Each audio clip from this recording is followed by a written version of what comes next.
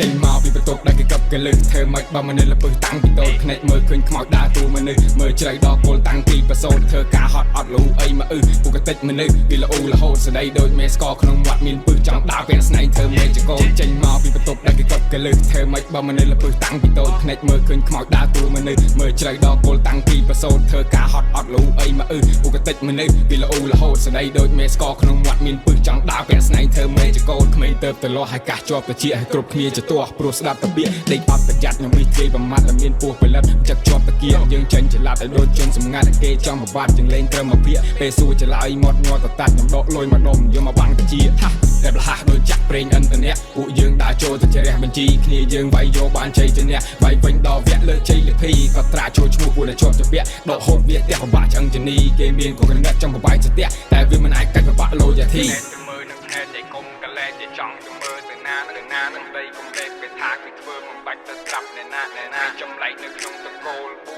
ស៊ូពីពីគេថា keep my flame នៅក្នុងសូលហើយនាមតកូលជាកូនអ្នកតាភ្នែកទៅមើលនឹងភ្នែកឯកុំកលែជាចង់ទៅមើលទៅណានេះពាក្យសម្ដីកុំលេបពេលថាគឺធ្វើមិនបាច់ទៅស្រាប់ណែណាមេចម្លែកនៅក្នុងតកូលប៊ូស៊ូដូចពាក្យគេថា keep my flame នៅក្នុងសូលហើយនាមតកូលជាកូនអ្នកតាចេញមកពីបន្ទប់ដែលគេកឹបគេលើធ្វើមិនបើមនុស្សលពឹសតាំងពីតូចភ្នែកមើលឃើញខ្មោចដើរតួមនុស្សមើលជ្រៅដល់គល់តាំងពីប្រសូតធ្វើការហត់អត់លូអីមកពុកតិចមនុស្សពីល្អរហូតស្ដីដូចមេស្កក្នុងមាត់មានពឹសចង់ដើរពាក់ស្នែងធ្វើមេចេញមកពីបន្ទប់ដែលគេកឹបគេលើធ្វើមិនបើមនុស្សលពឹសតាំងពីតូចភ្នែកមើលឃើញខ្មោចដើរតួមនុស្សមើលជ្រៅដល់គល់តាំងពីប្រសូតធ្វើការហត់អត់លូអីមកពុកតិចមនុស្សពីល្អរហូតស្ដីដូចមេស្កក្នុងមាត់មានពឹសចង់ដើរពាក់ស្នែងធ្វើមេចកោត